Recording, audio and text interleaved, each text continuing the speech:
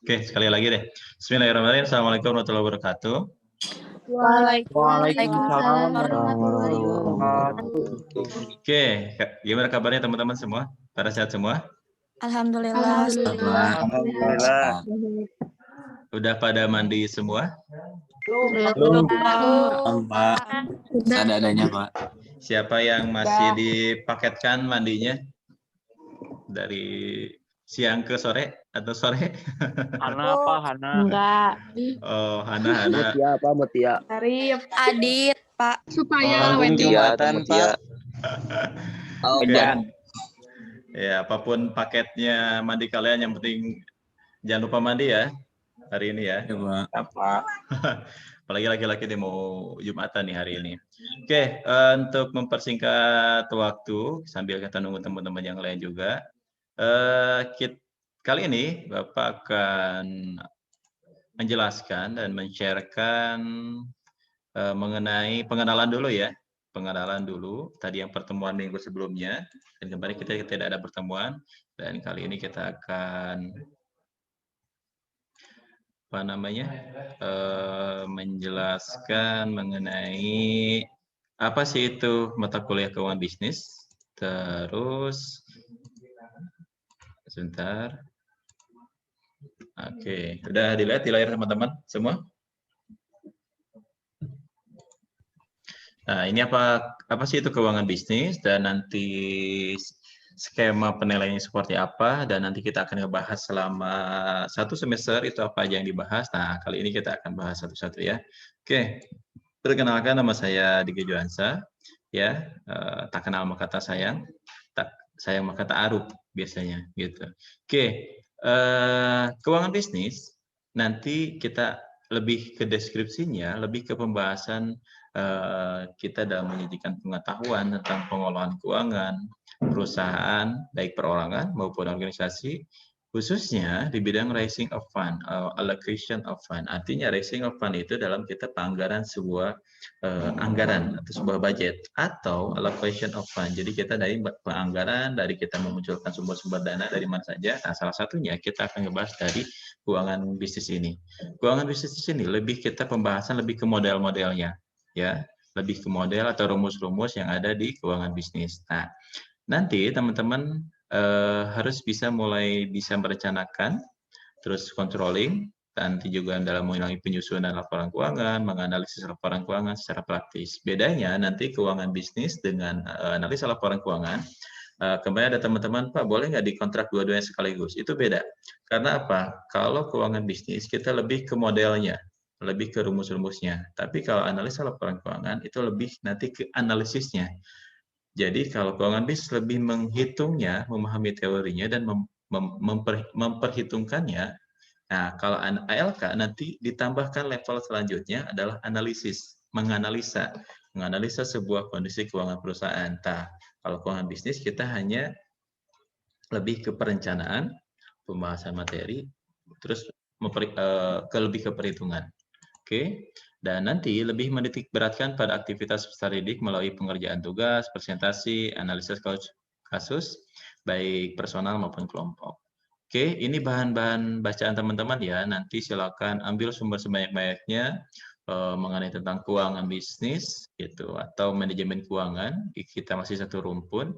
Jadi artinya apa? Penting banget buat teman-teman belajar tentang keuangan, karena ya everything is financing. Jadi teman-teman dari mulai teman-teman jajan ya, itu sudah bisa mengatur keuangan dengan baik. Nah, artinya teman-teman akan berkecimpung dengan nanti tentang finansial, baik itu nanti contoh hal kecil kalian mengatur uang jajan, kalian bisa mengatur keuangan usaha kecil-kecilan teman-teman, bahkan nanti ruang lingkup lebih besar lagi, kalian bisa bekerja di satu perusahaan. Pasti satu perusahaan membutuhkan bagian keuangan atau bendahara kita kenal. Sekolah pasti ada bendahara. Gitu. Terus apalagi lembaga ya pasti ada keuangan juga. Jadi artinya ini adalah yang kalian biasanya hindari, tapi itu yang dibutuhkan di dunia kerja maupun usaha. Jadi mau nggak mau teman-teman harus bisa dan harus paham mengenai tentang keuangan, khususnya dalam keuangan bisnis ini. Oke, ini selanjutnya saya akan ngebahas mengenai sistem skema penilaian mata kuliah saya. Oke, bagi yang sudah kemarin mungkin sudah tahu ya. Kalau saya tipikalnya, kalau teman-teman apa namanya, boleh saya buatkan dulu semua ya. Oke. Ya, oke.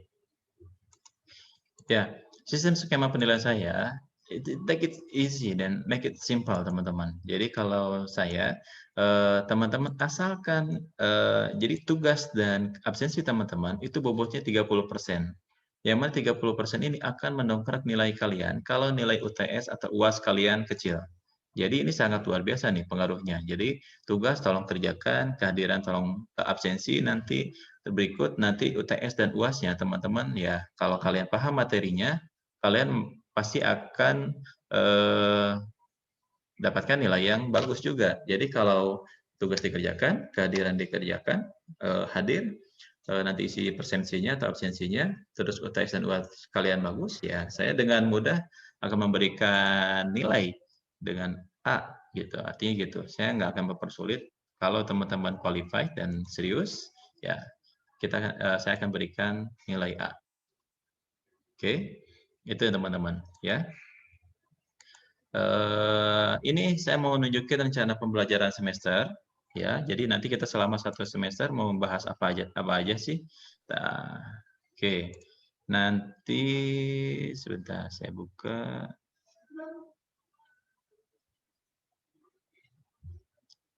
Presensi.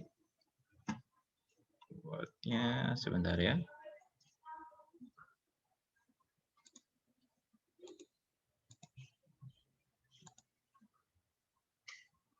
Nih RPS kita akan naik muncul.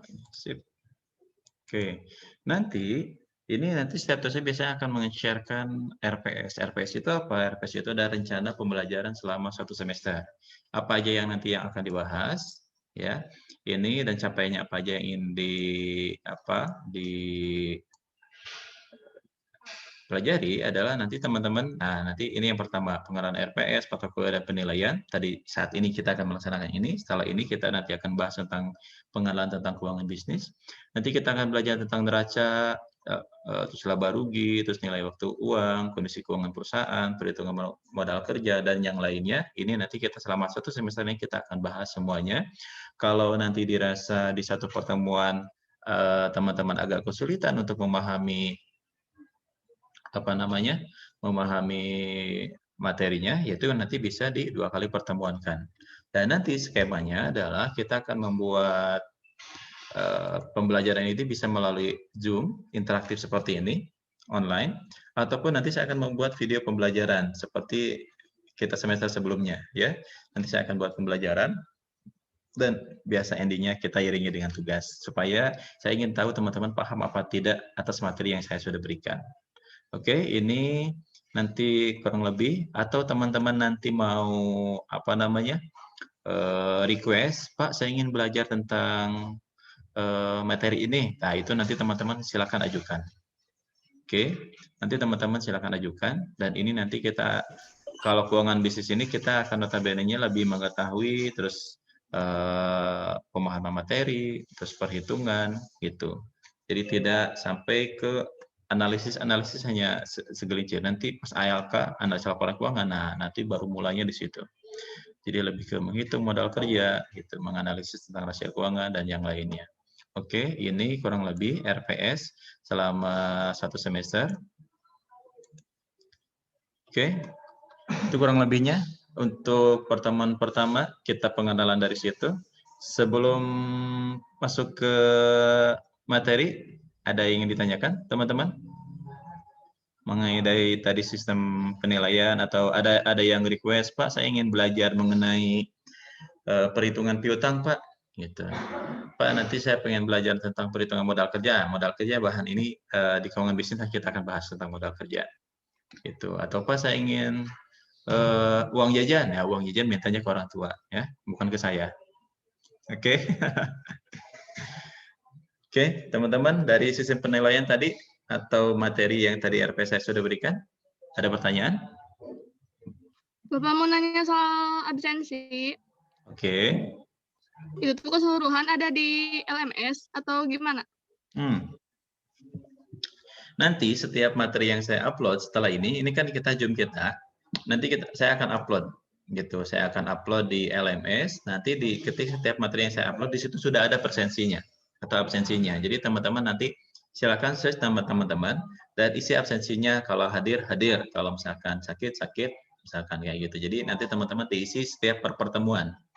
Jadi nanti saya bisa rekapitulasi setiap pertemuannya siapa yang hadir dan siapa tidak, dan nanti ada jeda waktunya sebenarnya. Artinya saya nanti berikan 2 hari, hari Jumat dengan hari Sabtu, atau bisa jadi hari Jumat saja. Teman-teman hanya bisa mengisi absensinya hanya di hari Jumat saja. Gitu. Karena kan di sini saya gabungkan semuanya, satu rombelkan. Jadi recording ini teman-teman nanti bisa buka lagi di lain waktu, dan teman-teman jangan lupa isi presensi di sistem aplikasi LMS UMI. UMI udah punya sistem ya sekarang, udah punya LMS ya, gitu, udah punya e-learning, gitu, sama dengan kampus-kampus besar lainnya. Jadi rada gaya lah. Awesome. Oke, gitu ya Mutia ya, di LMS ya. Iya Pak, makasih. Oke, sama-sama Mutia. Oke, ada pertanyaan lagi yang lain? Kalau tidak ada, saya akan lanjutkan ke itu tadi pertemuan pertama. Sekarang kita akan masuk ke pertemuan yang kedua. Mulai kita pengenalan dulu tentang keuangan bisnis ya. Jangan dulu hitung-hitungan ya. Atau mau langsung hitung-hitungan? Pengenalan, Pak. Gak mau. Ayo, kita mau ngedate-nya mau materi aja, pengenalan dulu, atau mau kita ngedate langsung ke hitungan? Pengenalan materi, Pak. Pengenalan, Pak. Pengenalan dulu aja, Pak. Biar enjoy. Pengenalan hitungan. Oke. Oh, masa? Oke, kita langsung ke pengenalan materi dulu ya. Oke, sekarang kita masuk ke pertemuan kedua. Tadi pertemuan ke-1 sudah. Sekarang kita mohon maaf.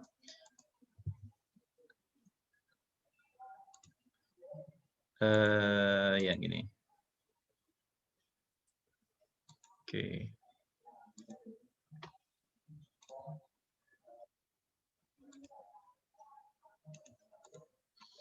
Oke, kita pengenalan tentang keuangan bisnis ya, teman-teman. Nah, yang pertama kita akan bahas mengenai tentang pengertiannya menurut Bambang Rianto. Nah, manajemen keuangan adalah keseluruhan aktivitas yang bersangkutan dengan usaha untuk mendapatkan dana dan menggunakan dana atau mengalokasikan dana. Pembelanjaan dalam arti luas. Artinya apa? Artinya, teman-teman, oke, saya matikan dulu semua. Artinya, teman-teman harus nih, poin dalam keuangan adalah mendapatkan dana. Oke, setelah mendapatkan dana, menggunakan dana ini dengan baik. Dengan cara apa? Mengalokasikan dana. Oke, mengalokasikan dana di sini artinya menganggarkan, mengalokasikan pos to posnya, pos-posnya. Ya, jadi teman-teman harus paham pos-posnya, mana saja pos-posnya yang harus digunakan. Jangan sampai ketika teman-teman mendapatkan dana, ya, teman-teman digunakan untuk apa saja. Artinya untuk tidak sesuai posnya. Nah, maka sebagus apapun, sepintar apapun tentang keuangan teman-teman, ya teman-teman akan selalu mengalami kerugian. Poin dalam bisnis, keuangan bisnis ini adalah, atau teman-teman dalam berbisnis, poin keuangannya adalah teman-teman harus endingnya adalah untung atau rugi. Itu posisinya. Ya. Nah, jadi kalau teman-teman bisa mengalokasikan ini dengan baik, maka teman-teman endingnya adalah akan mendapatkan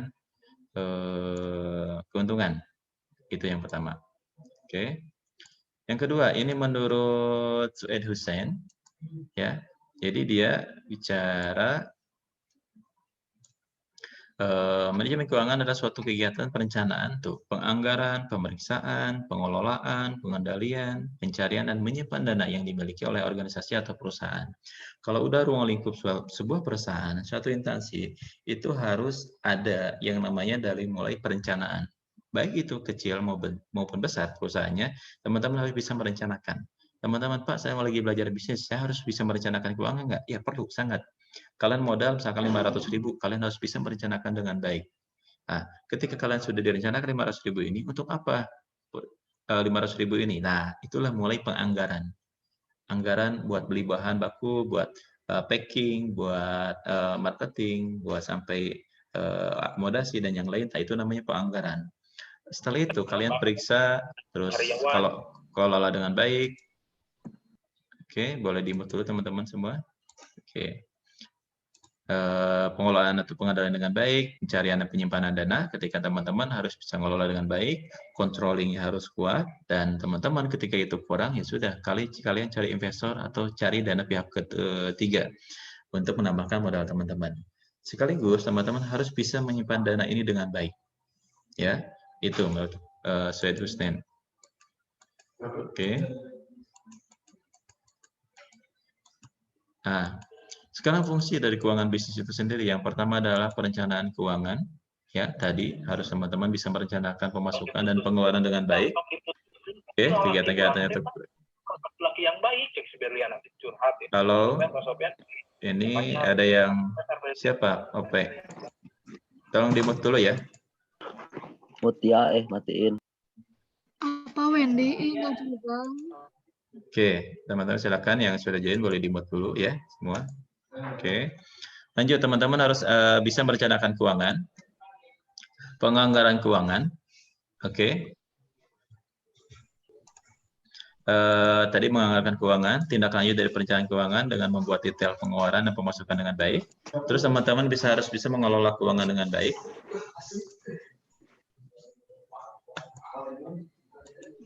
OP, itu OP, siapa OP? Oke, yuk lanjut. Pengelolaan keuangan dengan baik, terus teman-teman harus bisa mencarian keuangan, mencari dengan mengeksploitasi sumber dana yang ada untuk operasional kegiatan perusahaan. Jadi teman-teman tadi harus bisa perencanaan, harus bisa menganggarkan keuangan dengan baik, dan ketika sudah menganggarkan, kalian kelola dengan baik keuangan tersebut. Nah, kalau misalkan tadi kurang maksimal pendanaan tersebut, teman-teman harus bisa mencari sumber-sumber lainnya. Oke, mencari sumber-sumber lainnya untuk teman-teman bisa menambah modal itu sendiri. Nah, selanjutnya teman-teman ketika teman-teman nanti mendapatkan sebuah keuntungan, teman-teman harus bisa menyimpan keuangan. Oke, menyimpan keuangan ini menggunakan dana perusahaan, baik itu perorangan pribadi, terus menyimpan dana tersebut dengan aman. Artinya keuangan ini teman-teman harus bisa saving di rekening. Sekali lagi, jangan menyimpan di cash terlalu banyak, ya. Cash terlalu banyak ada di yang kalian pegang, baik itu di kantong kalian, di dompet kalian, atau di lemari atau di berangkas kalian. Karena apa? Godaan ketika teman-teman memakai atau mendapatkan uang atau menyimpan uang dengan banyak, uang cashnya, teman-teman godaannya akan besar. Karena apa? Akan ingin membelanjakan suatu di luar posnya. Pada akhirnya seperti itu.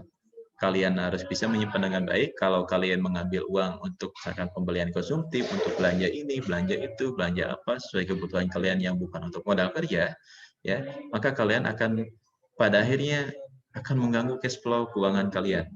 Ketika mengganggu cash flow keuangan kalian, ya otomatis notabene-nya bisnis kalian akan mandek. Karena apa? Modalnya udah keburu habis dipakai jajan. Nah, makanya disinilah poinnya adalah pengendalian keuangan, melakukan evaluasi serta perbaikan atas keuangan dan sistem keuangan pada perusahaan. Oke, dan terakhir ada pemeriksaan keuangan. Teman-teman nanti silakan kalau sudah mulai besar dan mulai gede usaha kalian harus sering melakukan audit atau pemeriksaan atas keuangan perusahaan yang ada agar tidak terjadi penyimpangan. Penyimpangan di sini bisa dilakukan secara internal maupun eksternal. Artinya kayak gitu. Jadi harus ada auditnya, harus ada controllingnya, gitu teman-teman.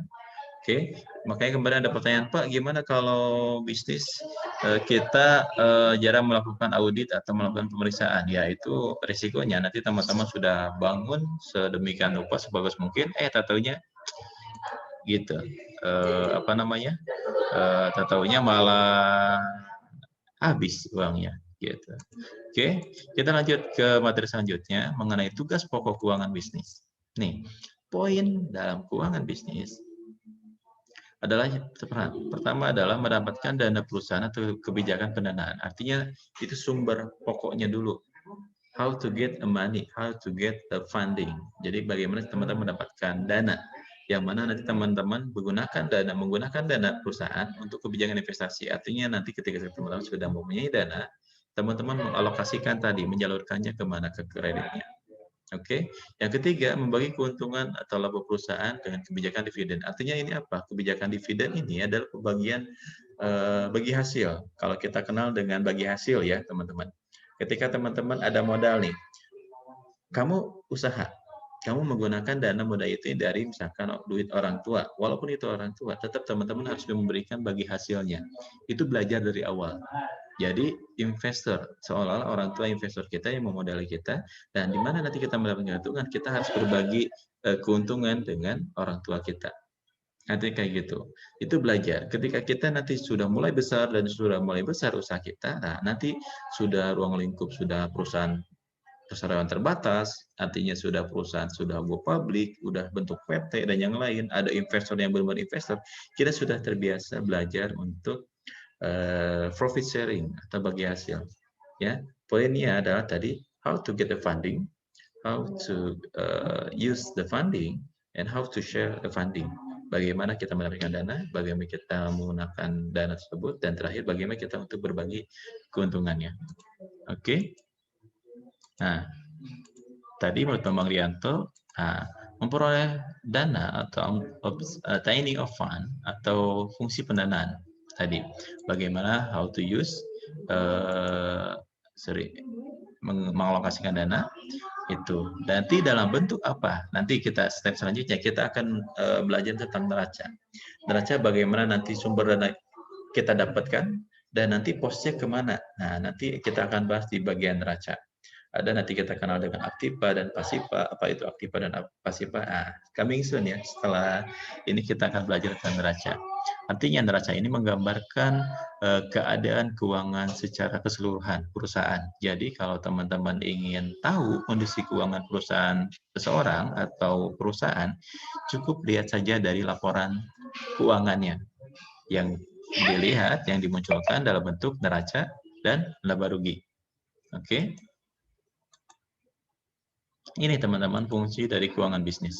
Oke, fungsi pengendalian atau likuiditas yang meliputi dalam perencanaan aliran kas, pencarian dana, menjaga hubungan baik dengan lembaga keuangan, terus ada tadi controllingnya, pengendalian laba, ada pengendalian biaya, penentuan harga, perencanaan laba, pengukuran biaya, gitu. Itu adalah fungsi dari pengendalian laba dan pengendalian likuiditas. Nih, ini teman-teman yang harus perhatikan. Ya, dari mulai pengendalian di sini, pengendalian likuiditas ini teman-teman harus aliran kasnya atau aliran uangnya harus jelas. Artinya dari mulai perencanaan, penganggaran dan pengalokasian dana ini harus bisa dengan baik. Itu aliran kasnya atau penyaluran distribusi keuangannya harus jelas. Pencarian dana pun ini harus teman-teman harus komitmen. Artinya ketika komitmen kita dengan pihak ketiga atau dengan perorangan, kita harus komitmen. Artinya itu tadi salah satunya dengan menjaga hubungan baik itu lembaga keuangan maupun personal. Yang kedua adalah pengendalian laba tadi ya, ada pengendalian biaya, harga, laba dan biaya, pengukuran biaya. Ini teman-teman harus perhatikan juga ketika teman-teman sudah punya modal, ada satu produk kalian misalkan jualan cilok, nah controlling dari mulai biaya produksi, tentukan harga biayanya, kira-kira tinggi apa mahal apa murah atau sedang. Kalau mahal, nah, teman-teman nanti harus bisa merencanakan, oh labanya kira-kira berapa. Artinya gitu. Oh, pengukuran biaya satu produksi kira-kira berapa. Nah, artinya teman-teman harus bisa secara matang. Jangan sampai nanti teman-teman jual produk, ya jangan terlalu mahal, jangan terlalu murah, teman-teman usahakan di middle, tapi teman-teman tidak terlalu capek. Artinya jangan sampai teman-teman sudah usaha, tapi untungnya tidak signifikan, artinya terlalu tipis banget sehingga teman-teman malas untuk usaha selanjutnya. Tapi jangan terlalu besar pula kalau pada akhirnya teman-teman usaha ini hanya berlangsung hanya sebentar. Jadi harus bisa menentukan market share-nya, market pasarnya. Salah satunya nanti ada penentuan harga ini. Nah, disinilah di keuangan. Ya, di keuangan bisnis ini yang nanti teman-teman akan belajar untuk menentukan harga jual, menentukan biaya produksi. Nah, nanti disinilah di pas pembelajaran keuangan bisnis. Oke, selanjutnya kita akan ngebahas tentang pengaruh inflasi. Nah, kenapa saya ngebahas tentang inflasi ini? Inflasi ini nanti berkaitan tentang harga bahan baku. Ya, baik yang secara politik maupun keadaan ekonomi yang ada di Indonesia kita. Salah satunya adalah dari tadi suku bunga yang menentukannya, terus ada kesulitan-kesulitan dalam perencanaan, seperti kondisi inflasi yang membumbung cepat, di mana biaya bahan baku, tenaga kerja tidak menentu dalam perencanaan sulit. Nah, artinya kondisi inflasi ini ditentukan dari kondisi keuangan atau dari kondisi ekonomi yang ada di Indonesia. Gitu teman-teman ya. Jadi teman-teman nanti sampai pada akhirnya harus bisa menentukan nilai jual produk teman-teman meningkat karena kondisi-kondisi tertentu. Nah, salah satunya itu dalam keadaan inflasi. Oke, ini bisa ditentukan dari kondisi sekitar. Oke, nah bahkan kalau kebutuhan permodalannya ini sangat sedikit, ini akan menyebabkan inflasi juga karena naiknya jumlah modal yang dibutuhkan untuk menyelenggarakan kegiatan perusahaan dalam kapasitas volume tertentu. Nah, inilah faktor-faktor yang sangat mempengaruhi dalam sebuah kondisi atau pengaruh inflasi. Oke. Nah, penurunan harga obligasi di sini adalah jika obligasi ini dalam bentuk saham ya teman-teman nanti. Kalau nanti sampai teman-teman sudah memiliki perusahaan yang besar dan kalian nanti mendapatkan pendanaan itu bisa dari lembaga keuangan, bisa dari pihak ketiga perbankan, atau obligasi di sini bisa jadi teman-teman menjual saham. Gitu. Artinya gini, Pak, apakah saya berkesempatan untuk membeli saham Pertamina? Ya, itu bisa. Kalau Pertamina nanti membutuhkan modal yang besar, kita bisa membeli sahamnya. Nah, itulah kita membeli obligasinya. Sahamnya yang ada di Pertamina. Pak, kalau misalkan saya itu ada jual nih, ada jual saham. Nah, nanti kita ada bicara tentang pasar modal. Yang mana obligasi ini kalian mampu dan kalian berhak untuk membeli saham yang beredar. Misalkan, Pak, saya pengen beli sahamnya Bank Mandiri, bisa nggak? Bisa saja. Nah, itulah nanti harga naik turunnya obligasi, naik turunnya saham, ini ditentukan dari keadaan perusahaannya. Apakah keadaan perusahaan tersebut ini keadaan perusahaan ini bisa membutuhkan modal apa tidak? Kalau perusahaan ini membutuhkan modal, ya, kalau perusahaan yang membutuhkan modal, ya otomatis dia akan menjual obligasinya, sahamnya. Oke, yang kedua adalah masalah akuntansi. Jika laju inflasi cukup tinggi, maka laba yang dilaporkan pada perhitungan laba rugi akan terlalu tinggi. Oke, penjualan persediaan yang biaya pengadaannya rendah menghasilkan laba yang dilaporkan lebih tinggi. Nah, artinya ini teman-teman ini akan ada sebab dan ada akibat, ya. Ketika teman-teman nanti akan selalu menemukan fenomena seperti ini, ya, gitu. Jadi penentuan keadaan memiliki masalah keuangan atau akuntansi itu dilihat dari keuangan kondisi perusahaan. Oke, lanjut. Nah, tadi saya udah jelaskan dari awal sampai akhir tentang keuangan bisnis dan yang lainnya. Oke, sebagai penutup saya akan berikan sebuah reward buat teman-teman dan buat teman-teman tugas. Ya, yang pertama teman-teman nanti tolong jelaskan mengenai fungsi keuangan bisnis itu apa saja. Terus yang kedua tadi ada beberapa pengertian manajemen keuangan, tolong nanti jelaskan lagi. Dan yang ketiga tolong jelaskan mengenai inflasi. Inflasi itu apa sih sebenarnya? Apa sih yang kenapa setiap negara dalam kondisi keuangan mengalami inflasi? Nah, oke, teman-teman nanti jelaskan tentang inflasi. Dan yang keempat adalah jelaskan tugas pokok keuangan bisnis yang sebagaimana tadi saya sudah jelaskan di awal.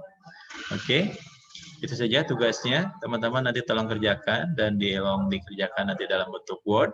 Nanti dan jangan lupa di-upload di LMS. Di LMS UMI. Oke, itu saja tugasnya. Sekali lagi, ini teman-teman upload tugas ini pada pertemuan yang kedua. Tidak pertemuan yang ke-1, tapi pertemuan yang kedua yang sudah mulai pengenalan tentang keuangan bisnis. Kurang lebihnya kayak gitu. Oke. Sampai di sini ada pertanyaan, teman-teman? Kalau saya terlalu cepat, nah sampaikan saja. Atau ada yang ingin diulangi, atau teman-teman ingin ditanyakan, silakan. Mengenai keuangan bisnis, ini lebih ke penyebaran ya. Artinya lebih ke penyebaran di sini, lebih ke pengenalan keuangan bisnis. Yang pasti yang paling penting adalah teman-teman harus paham dan mengerti betul tentang keuangan bisnis ini. Karena sekali lagi, teman-teman bisa belajar apa namanya, bisa bekal. Ini merupakan bekal berharga buat teman-teman semua. Intinya kayak gitu. Itulah keuangan bisnis. Jadi kalau kalian bisa mengatur dan mengelola keuangan dengan baik, maka bisnis apapun kalian akan bisa jalani itu dengan baik. Artinya akan berkesinambungan atau sustainable, artinya berlanjut gitu. Oke, itu saja. Untuk pertemuan yang kedua, kurang lebih tadi pembahasan tentang keuangan bisnis. Kita masih pemanasan dulu, tidak ke perhitungan dulu. Selanjutnya kita nanti sudah mulai masuk ke perhitungan yang mana teman-teman harus lebih konsen dan lebih fokus di situ. Oke, gimana teman-teman, ada pertanyaan?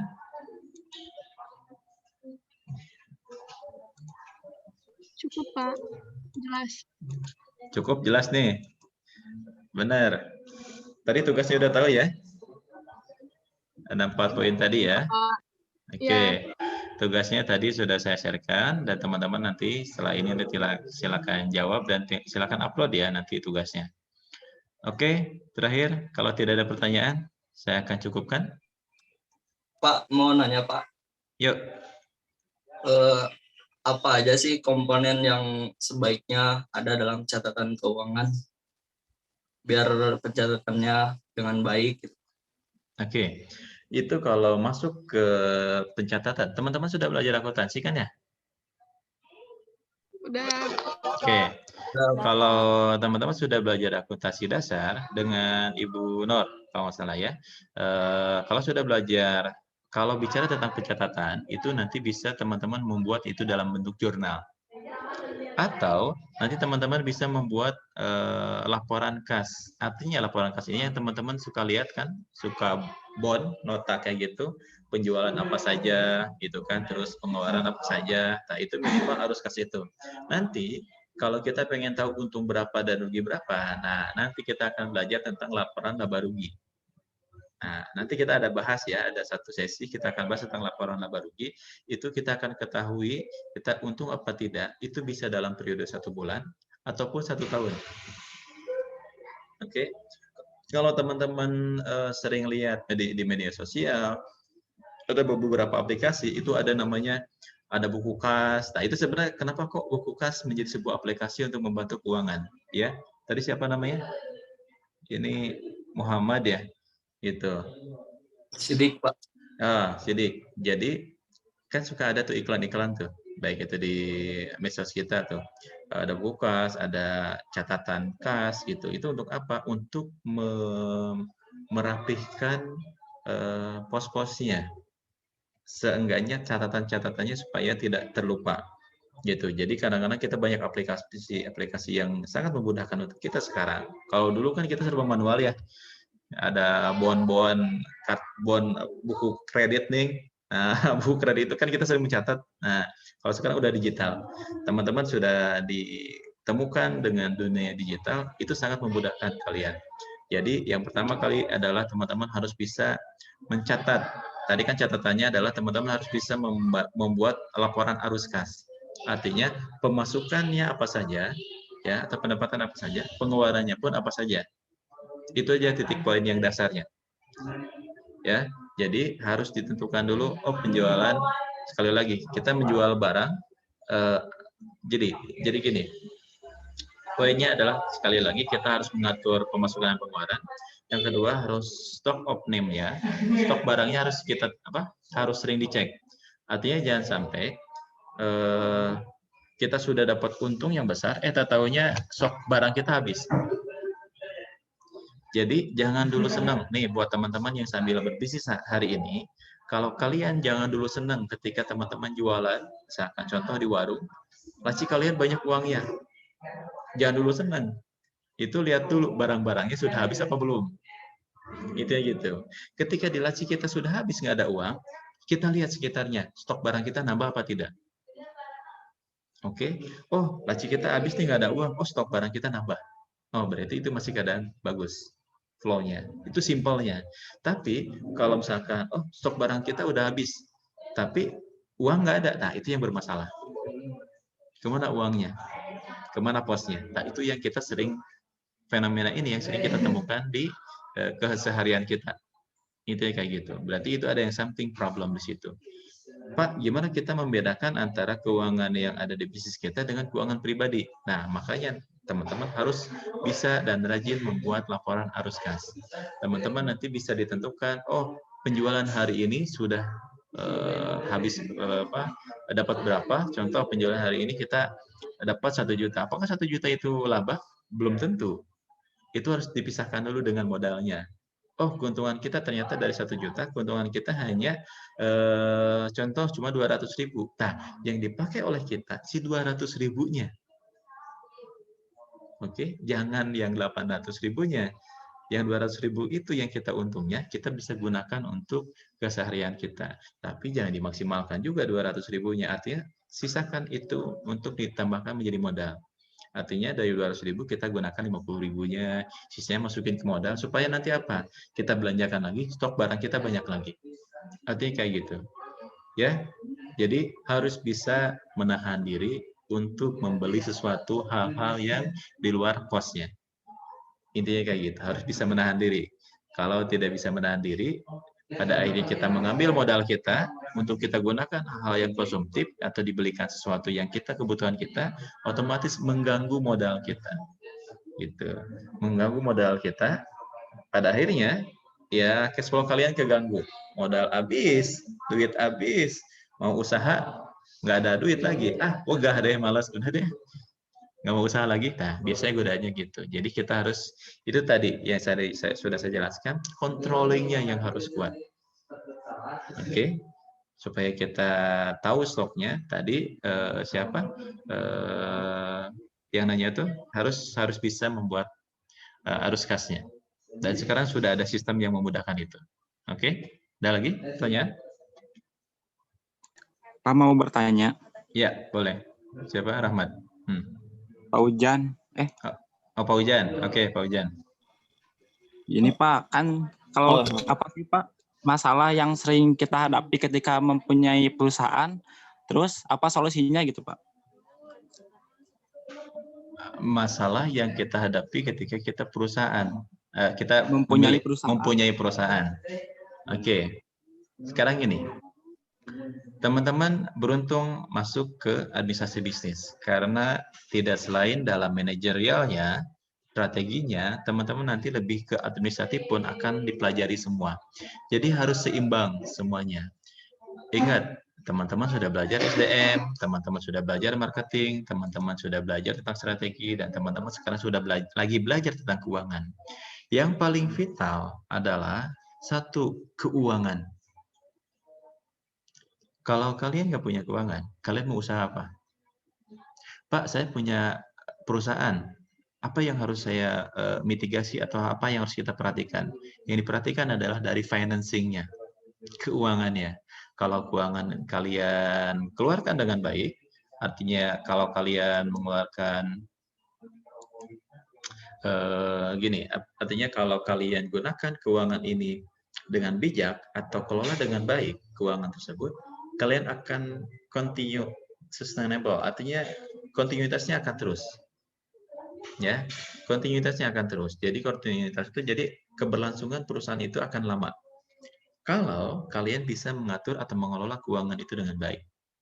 Tapi sebuah perusahaan ketika dia bobrok dalam mengelola keuangannya, saya jamin itu nggak akan lama perusahaan itu.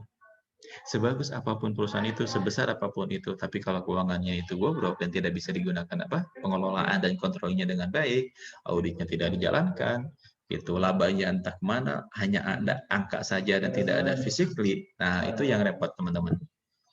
Itu yang repot. Jadi banyak masalahnya.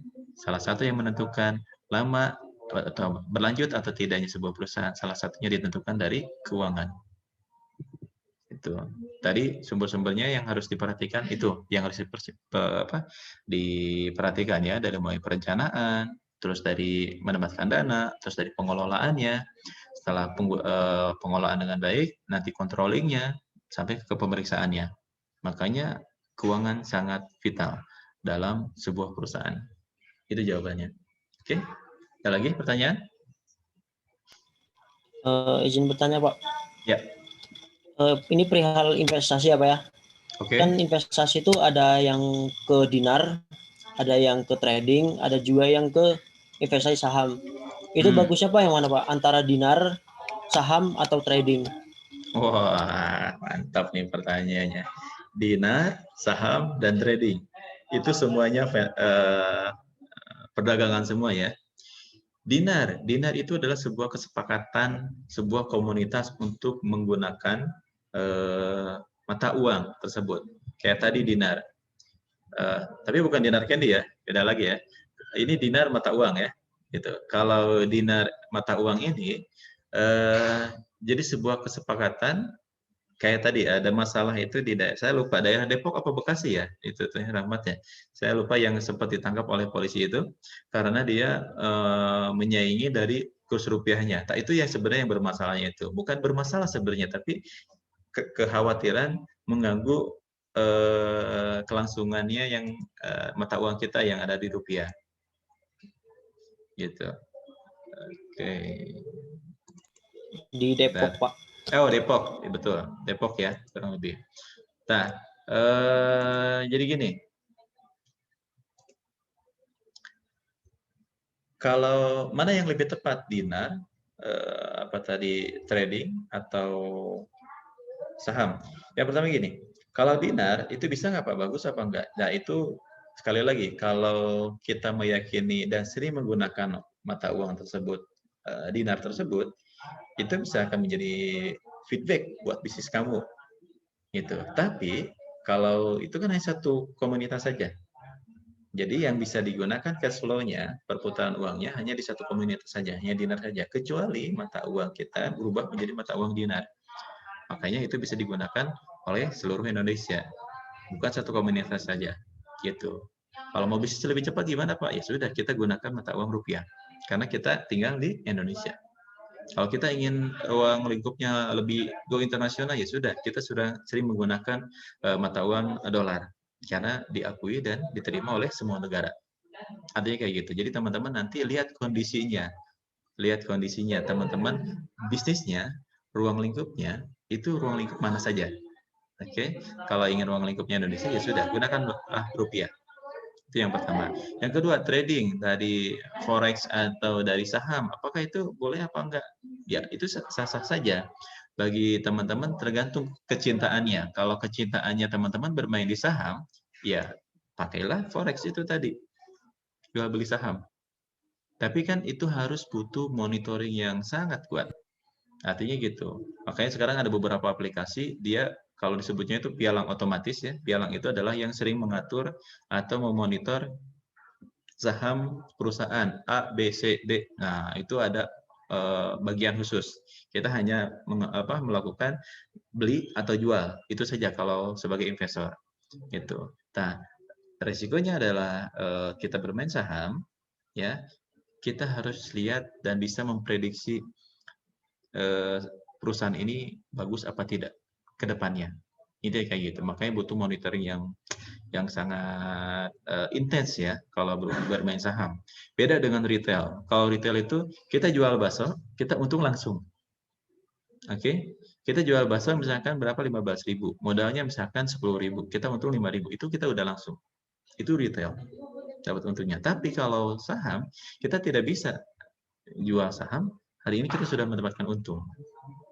Gitu. Bisa jadi hari ini kita rugi banget, kalau kita bisa untung banget. Nah, makanya itulah fluktuasinya sangat tinggi untuk bermain saham. Makanya, Pak, saya harus bisa bisnis apa dong? Ya, teman-teman silakan tanya ke soalnya masing-masing. Teman-teman nyamannya senang di bisnis apa? Bisnis retail kah? Atau bisnis saham kah? Atau tadi mau bermain di dinar kah? Gitu. Kalau dinar sekali lagi itu hanya sebuah komunitas. Kecuali komunitas ini sudah melebar. Intinya kayak gitu. Ya, jadi teman-teman silakan dikondisikan saja, diatur-atur. Ya, Rahmat ya. Gitu. Artinya nanti punya konsekuensi dan punya risiko bisnis masing-masing. Kurang lebih kayak gitu. Oke, ada pertanyaan lagi? Ada Pak. Ya. Kan tadi sempat dibahas tuh oleh teman kita Rahmat mengenai trading dan saham. Kalau setahu Ruli, kalau kita bermain trading itu, kita bermain saham dengan mendapatkan keuntungan yang sangat cepat.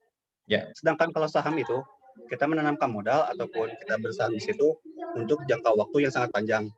Untuk saham bagi pemula, kayaknya lebih baik di reksadana. Nah, itu untuk jangka panjangnya. Nah kan saham dan trading itu sangatlah berbeda. Kalau trading itu rata-rata kita bermain trading itu kita harus fokus melihat pasar sahamnya, pasar modalnya itu apakah sedang naik turun untuk mendapatkan keuntungan. Nah, di trading itu pun kita juga bisa mendapatkan kerugian yang sangat besar juga. Nah, gimana sih Pak kalau caranya supaya kita tuh ingin memulai trading ataupun saham itu dengan berpikir gitu untuk jangka panjang dulu, jangan mendapatkan keuntungan yang cepat, tapi untungnya yang banyak kayak gitu Pak.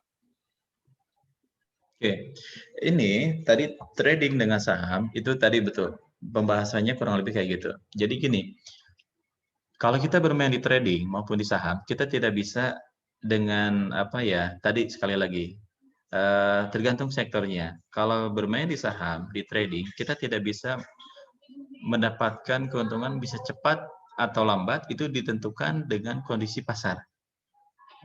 Oke, kondisi pasar. Artinya prediksi-prediksi nanti ada sebenarnya ada sebuah analisis, ada earning per share, nanti ada lebih pembahasan lebih kompleks ya. Nanti kita ada analisa menggunakan analisa saham ya sebenarnya itu secara manual memperhitungkan ini prediksi ke depan perusahaan ini seperti apa.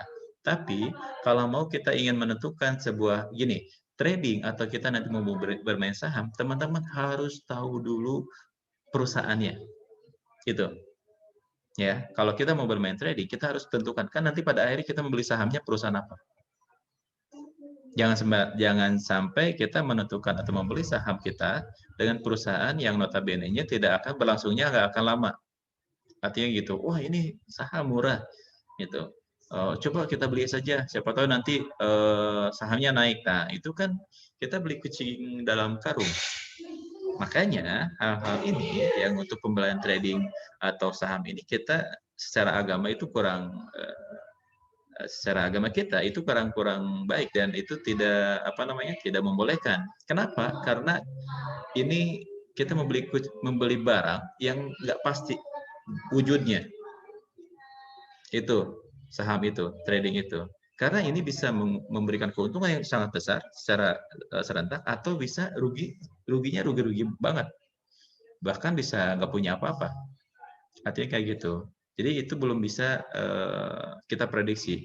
Artinya kalau mau tetap tadi mau bermain di trading, ya mau forex dan mau nanti bursa saham yang lainnya mengenai beli saham melalui paham sekuritas atau sekuritas seperti itu, kita harus sekali lagi kita harus sabar, jangan asal gegabah menentukan sebuah keputusan. Yang kedua, kalian harus pahami betul perusahaan yang kalian beli sahamnya. Intinya kayak gitu, ya. Kalian harus paham dulu kondisi perusahaannya, ini kebutuhannya primer apa tidak. Contoh kalau kebutuhan primer ini contohnya kita bicara tentang mohon maaf saya sebutkan perusahaannya ya, itu nanti misalkan Unilever salah satunya ya, Unilever atau orang tua gitu ya. Unilever dengan produk massal banyak karena kita menggunakan produk-produk itu, otomatis sahamnya pasti mahal gitu. Karena apa? Itu kebutuhan primer dan untuk naik turunnya nanti akan lambat turunnya, tapi naiknya juga akan lambat karena seiring kalau seluruh masyarakat Indonesia menggunakan produk yang sama, nah itu pasti sahamnya akan naik. Intinya kayak gitu. Jadi teman-teman jangan asal gegabah nanti untuk membeli saham dengan perusahaan yang baru muncul, ya dengan harga yang murah, jangan tergiur seperti itu. Karena sekali lagi kita tidak bisa memprediksi kita akan untung apa tidak di pasar pasar saham ya, kurang lebih kayak gitu. Jadi teman-teman harus lebih bijak deh. Dan asal jangan terburu-buru itu saja. Untuk prediksi dan yang lainnya, kita tidak bisa menentukan, salah satu menentukan naik turunnya saham itu ditentukan dari pasar secara global. Kondisi politik di kita juga, kondisi ekonomi di kita juga, itu sangat menentukan sekali. Kalau kondisi ekonomi dan politik di kita sangat baik dan sangat aman dan sangat nyaman, otomatis saham pun akan naik. Tapi kalau kondisi ekonomi dan politik di kita salah satunya, cara kitanya masih amburadul ya, teman-teman harus lebih waspada. Artinya gitu, harus lebih bijak dalam menentukan sebuah keputusan. Itu paling juga. Ya. Oke, pertanyaan lagi? Jadi kita nggak bahas tentang pasar nih. Padahal kita pengenalan tentang keuangan ya. Oke lah, nggak apa-apa. Kita sekilas saja ya. Sebenarnya nanti ada mata kuliah khusus itu mengenai tentang pasar modal.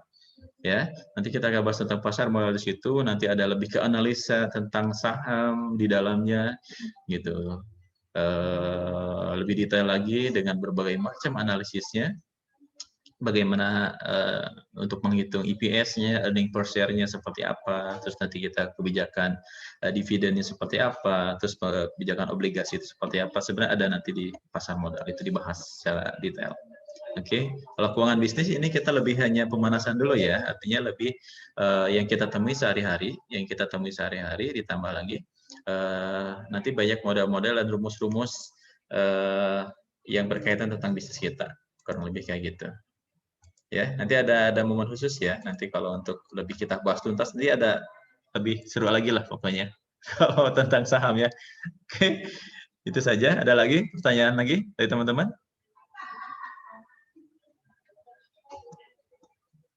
Cukup?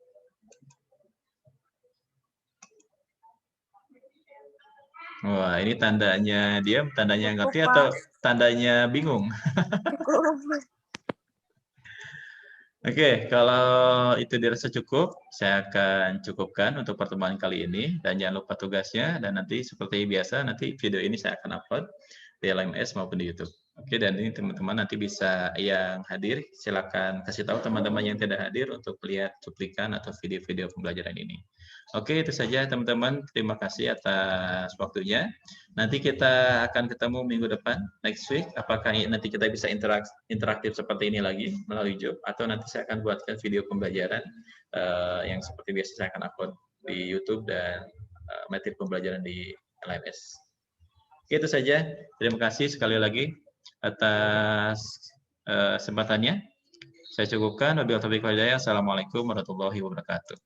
Waalaikumsalam warahmatullahi wabarakatuh. Oke, sama-sama. Terima kasih, Pak. Ya. Terima kasih, Pak. Terima kasih, Pak.